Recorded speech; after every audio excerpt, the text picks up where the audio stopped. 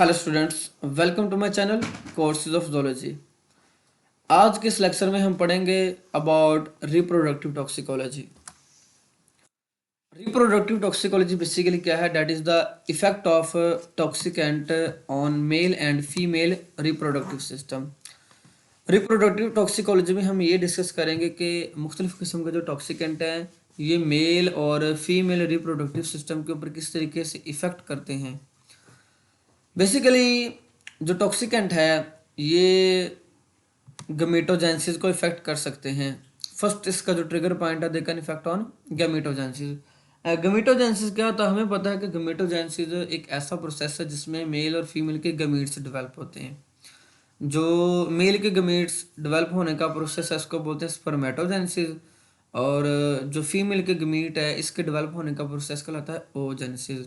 तो ये toxicant direct गमीटोजेंसिस के प्रोसेस के ऊपर इफेक्ट करेंगे और इसको जो है वो डिस्टर्ब करके इसके अंदर टॉक्सिसिटी क्रिएट कर सकते हैं। तो बेसिकली तीन मेजर इसके जो है वो रूट हैं इफ़ेक्ट करने के। या तो ये इफ़ेक्ट करेगा सेल डिवीज़न के ऊपर, यानी कि जब गमीट्स बन रहे हैं थ्रू सेल डिवीज़न, ये सेल डिवीज़न को डिस्टर्ब कर सकते हैं। उसके अलावा ये डायरेक्ट रिप्रोडक्टिव सेल्स के ऊपर इफेक्ट कर सकते हैं, यानी ओवरी और टेस्टिस के सेल के ऊपर इफेक्ट करके इनके अंदर टॉक्सिसिटी क्रिएट कर सकते हैं। या फिर सिंपली ये जो टॉक्सिकेंट है ये हार्मोनल जो कंट्रोल है रिप्रोडक्शन का, जो मुख्तलिफ किस्म के हार्मोन इन्वॉल्व होते हैं रिप्रोडक्शन के अंदर, इन हार्मोन्स को ये डिस्टर्ब कर सकता है, जिससे रिप्रोडक्टिव टॉक्सिसिटी जो है वो क्रिएट हो सकती है। So next we will discuss about protective mechanism. Protective mechanism में हमने basically the blood testis barrier को पढ़ना है। तो ब्लड टेस्टिस बैरियर बेसिकली है क्या कि एक स्पेशल अडेप्टेशन मौजूद है फिजियोलॉजिकली। टेस्टिस के अंदर एक अडेप्टेशन मौजूद है, एक प्रोटेक्टिव मैकेनिज्म मौजूद है, जिसमें होता क्या है कि टॉक्सिकेंट जो है ये टेस्टिस के अंदर इंटर नहीं हो सकते।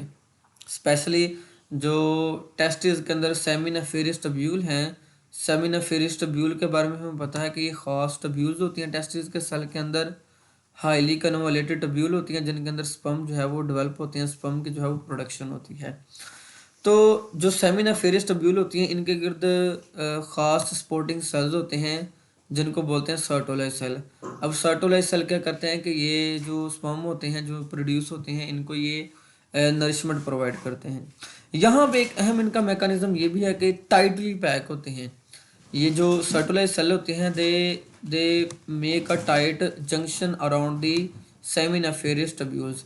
तो इनके टाइट जंक्शन प्रेजेंट होने की वजह से टॉक्सिकेंट इन टाइट जंक्शंस को क्रॉस नहीं कर सकता, और ये जो टेस्टिस के सेमिनिफेरस टब्यूल्स हैं इनको इफेक्ट नहीं कर सकता। तो डायरेक्टली हम कह सकते हैं कि सेमिनिफेरस टब्यूल के अंदर जो स्पर्मेटोजोआ डेवलप हो रहा है इसके ऊपर टॉक्सिकेंट का इफेक्ट नहीं होता। तो ये फर्स्ट प्रोटेक्टिव मैकेनिज्म मौजूद है इन मेल्स, जिसको हम बोलते हैं ब्लड टेस्टिस बैरियर, जिसमें टाइट जंक्शंस प्रेजेंट होते हैं सर्टोलाइज सेल्स के अराउंड सेमिनिफेरस टब्यूल्स, जो टॉक्सिकेंट को सेमिनिफेरस टब्यूल में इंटर होने से प्रिवेंट करते हैं। Next one about cytotoxicity and infertility in male. Male के अंदर ये जो टॉक्सिकेंट है ये रिप्रोडक्टिव सेल्स के अंदर किस तरीके से टॉक्सिसिटी क्रिएट करती हैं, और इनफर्टिलिटी का जो बाइस है मेल के अंदर किस तरीके से ये बनती हैं। तो first of all we will discuss about a pesticide. हमें पता है कि पेस्टिसाइड कोई भी ऐसा कंपाउंड होता है जो पेस्ट को किल करने के लिए यूज होता है, ठीक है। यहाँ हम एग्जांपल पढ़ेंगे डाई ब्रोमो क्लोरोप्रोपेन DBCP। जो बेसिकली DBCP है ये एक्ट करता है सेमिनिफेरस टब्यूल की एपिथीलियम लाइनिंग के ऊपर। ये सेमिटम्यूल के जो एपिथीलियल सेल होते हैं इनके ऊपर ये इफेक्ट करता है, और जो स्पर्मेटोजेंसिस का अमल है, स्पर्म्स बनने का जो अमल है, ये इसको इनहिबिट कर देता है। तो मेल के अंदर स्पर्म प्रोड्यूस नहीं होंगे तो उसके अंदर इनफर्टिलिटी जो है वो क्रिएट हो जाएगी। इसका जो मोड ऑफ एक्शन है या जो मैकेनिज्म ऑफ एक्शन है, काम करने का तरीकाकार क्या है DBCP का, बेसिकली ये इनहिबिट करती है ऑक्सीडेटिव फॉस्फोरिलेशन को। टेस्टिस के अंदर जो सेल होते हैं इनके अंदर ये ऑक्सीडेटिव फॉस्फोराइलेशन एटीपी बनने के अमल को जो है वो स्टॉप कर देते हैं, जिससे जो है इन सेल्स की डेथ हो जाती है और इनके अंदर स्पर्म जो है वो नहीं बन पाते। तो इस वजह से ये इनफर्टिलिटी का जो है वो बायस बनता है।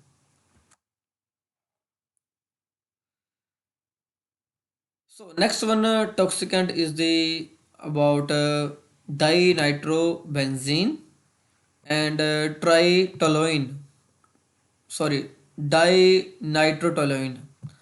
जो डाई नाइट्रोटोलोइन है इसको सिंपली हम DNT भी बोलते हैं।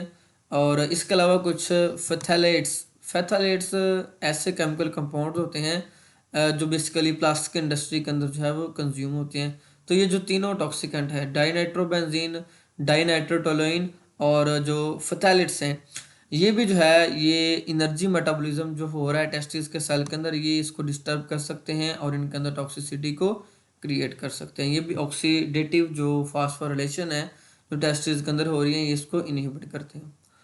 इसके अलावा one of the most prominent toxicant is about heavy metals. हमें बात बहुत अच्छे तरीके से पता है कि हैवी मेटल्स का एक सबसे अहम टॉक्सिक इफेक्ट ये होता है कि ये रिप्रोडक्टिव सिस्टम के ऊपर इफेक्ट करती है, बहुत मेल को भी इफेक्ट करती है और फीमेल को भी इफेक्ट करती है। तो पहले हम बात करेंगे मेल्स के अंदर। मेल्स के अंदर बेसिकली ये इनफर्टिलिटी का बायस बनती है, ये रिप्रोडक्टिव सिस्टम को डैमेज करती है, स्पर्म प्रोडक्शन को डैमेज करती है और स्पेशली ये जो क्रोमोसोमल डैमेज है इसका ये बायस बनती है। ये स्पर्म्स के अंदर जो DNA होता है इसको डैमेज कर देती हैं, जिससे जो है वो स्पर्म बनते हैं, लेकिन ये प्रॉपर नहीं होते हैं, ये म्यूटेड स्पर्म्स जो है वो प्रोड्यूस होते हैं क्योंकि इनका DNA डैमेज होता है। इसके अलावा जो कैडमियम हैवी मेटल है, ये टेस्टिस के अंदर जो है वो नेक्रोसिस करवा देती है, जिसको टेस्टिकुलर नेक्रोसिस कहते हैं। और ये एक्सीडेंटल डेथ होती है टेस्टिस के सेल्स की। और ये डेथ इसकी होती है किस वजह से है? कैडमियम बेसिकली जो ब्लड फ्लो है, जो किडनी सॉरी जो टेस्टिस की तरफ ब्लड आ रहा है, ये इसको ब्लॉक कर देती है। तो ब्लड के ब्लॉक होने की वजह से जो टेस्टिस के सेल हैं इनको प्रॉपर नरिशमेंट ऑक्सीजन नहीं मिल पाती, जिसकी वजह से इनके सेल्स की जो है वो नेक्रोसिस हो जाती है और इससे ये सेल डैमेज होते हैं। Next one about ethanol also known as ethyl alcohol. तो इथाइल अल्कोहल जो है ये टेस्टिकुलर डेवलपमेंट के अमल को जो है ये स्लो डाउन कर देती है, ये डिले का बायस बनती है। तो जो टेस्टिस की डेवलपमेंट हो रही है ये स्लो डाउन हो जाती है, स्पेशली उन लोगों में जो इथानॉल यानी अल्कोहल को कंज्यूम करते हैं अपनी डेली लाइफ के अंदर। इसके अलावा मेल के कुछ दूसरे रिप्रोडक्टिव टॉक्सिकेंट है जिनमें जो है वो कैपियोन आ जाता है और DDT वाइज फिमिलर पेस्टिसाइड DDT। और इसके अलावा कार्बन डाइसल्फाइड जो कि एज अ सॉल्वेंट के तौर पर भी कंज्यूम होता है, ये भी टॉक्सिसिटी क्रिएट करता है मेल्स के रिप्रोडक्टिव सिस्टम के अंदर। Plus one of the most efficient and essential toxicant is tobacco. हमें पता है कि टबैको के अंदर जो है ये स्मोक होता है और स्मोक के अंदर जो है मुख्तलिफ किस्म के कैर्सिनोजेनिक कंपाउंड मौजूद होते हैं। ये कंपाउंड जो है ये एक तो कैंसर डेवलप कर सकते हैं टेस्टिस के अंदर, टेस्टिकुलर कैंसर का बायस बनते हैं और प्लस इससे क्या होता है कि अब नॉर्मल जो है वो स्पर्म्स प्रोड्यूस होते हैं। सो जो टबैको स्मोक है ये भी एक टॉक्सिकेंट है और ये भी इफेक्ट कर सकता है मेल के रिप्रोडक्टिव सिस्टम को। नेक्स्ट हम बात करेंगे cytotoxicity and infertility in female. Female के अंदर किस तरीके से टॉक्सिसिटी जो है वो क्रिएट हो रही है मुख्तलिफ किस्म के टॉक्सिकेंट की वजह से। तो फीमेल के अंदर भी वही एंटी न्यूप्लास्टिक एजेंट्स और heavy metals, polycyclic aromatic hydrocarbons, ये मुख्तलिफ किस्म के जो टॉक्सिकेंट है ये बॉडी के अंदर जाके इफेक्ट करते हैं। Specially one of the most prominent radiations, और रेडिएशन का डायरेक्ट इफेक्ट होता है ये जाके ओ साइड के ऊपर इफेक्ट करते हैं और इसके अंदर म्यूटेशन क्रिएट करते हैं। इन टॉक्सिकेंट का जो मेजर फैक्ट है ये मुख्तलिफ किस्म के जो डेवलपमेंटल स्टेजेस है ओ साइड के, जिसमें एग डेवलप हो रहा होता है, इसकी ओ जेनेसिस हो रही होती है, ये इसको इफेक्ट करते हैं। और जब एक ओ साइट डैमेज होता है तो इससे जो है वो टेम्परेरी इनफर्टिलिटी होती है फीमेल के अंदर। टेम्परेरी इस वजह से होती है क्योंकि अगर एक एग जो है वो उसके अंदर कोई म्यूटेशन आ गई है या डैमेज हो गया तो वो कुछ वक्त के लिए रहेगा, जब वो एग डिग्रेड हो जाएगा तो वो नया ओसाइट नया एग प्रोड्यूस होगा, तो वो जो टॉक्सिसिटी है वो रिप्लेस हो जाएगी। तो इस वजह से ये टेम्परेरी होती है, ये परमानेंट नहीं होती है, जो इंटॉक्सिकेंट की वजह से ओसाइट के ऊपर इफेक्ट हो रहा है। तो यानी अगर ओवरसाइट के ऊपर इफेक्ट होता है तो इतना ज़्यादा ये डेलीटेरियस नहीं है, क्योंकि अगर नहीं ओवरसाइट, सो फीमेल के अंदर ये जो टॉक्सिक एंट है ये टेम्परेरी इनफर्टिलिटी का बाइस बनते हैं। नेक्स्ट कुछ ऐसे ड्रग्स हैं जिनको बहुत ज़्यादा इस्तेमाल किया जाता है, स्पेशली जो बर्थ कंट्रोल ड्रग्स हैं। ये भी साइटोटॉक्सिसिटी और इनफर्टिलिटी जो है वो क्रिएट कर सकते हैं, प्लस और भी बॉडी के अंदर बहुत सारी कॉम्प्लिकेशन है जो बर्थ कंट्रोल ड्रग्स क्रिएट कर सकते हैं, और मार्केट के अंदर इनका बहुत ज़्यादा जो है वो इस्तेमाल है। ओके, इन जो ड्रग्स को जो है वो कॉन्ट्रासेप्टिव्स के नाम से भी जाना जाता है, ठीक है। इनको ऑरली भी लिया जा सकता है और ये इंजेक्टेबल भी मार्केट के अंदर प्रेजेंट है, स्पेशली डेपो पारोवेरा के नाम से मौजूद हैं ये, और ये कुछ जो है वो इम्प्लांटेबल की शक्ल में मौजूद है जिनको इम्प्लांट किया जाता है बॉडी के अंदर, जैसे कि नॉरप्लांट की फॉर्म में ये कॉन्ट्रासेप्टर प्रेजेंट है। अब इनका जो मोड ऑफ एक्शन है ये बेसिकली डिस्टर्ब करते हैं बॉडी के हार्मोनल सिस्टम को, रिप्रोडक्टिव सिस्टम के जो हार्मोन है ये इसको डिस्टर्ब करते हैं।